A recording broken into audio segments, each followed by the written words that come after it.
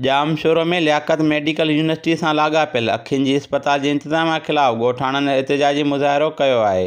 ॻोठ यूसुफ खोसो जी पीरसन औरत जन्नत खातून पंहिंजे भाउ बचल चांडियो ऐं ॿियनि घर भातियुनि सां गॾिजी एहतजाज कंदे अखियुनि जी अस्पताल के इंतजाम ते अख ज़ाया करण जो इल्ज़ाम मढ़ियो आहे। ये अखि जी नज़र थोड़ी घटी मां हिननि को वञी फारम धरम भराया। मां चयो भाउ मुंहिंजी नज़र घटि आहे, मुंहिंजी अखि कयो।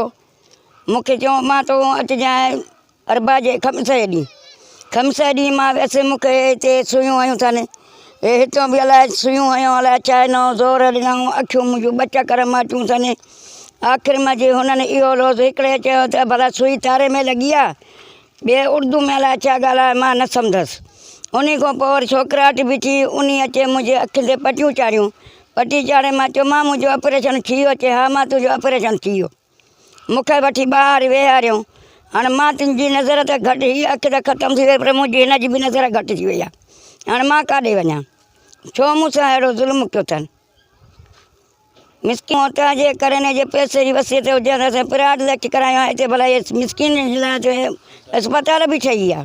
हीअ मुंहिंजी भेण आहे, सो हिन जी अखि माना नज़र कमज़ोर हुअसि थोरी, पोइ वई अस्पताल।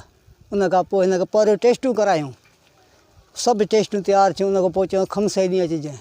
जंहिं मुंहिंजो भाणिजो सॼण नालो अथसि, उहो मुंहिंजी भेण सां गॾु अस्पताल वियो, जिन वठी आहे मथे ऑपरेशन वार्ड में।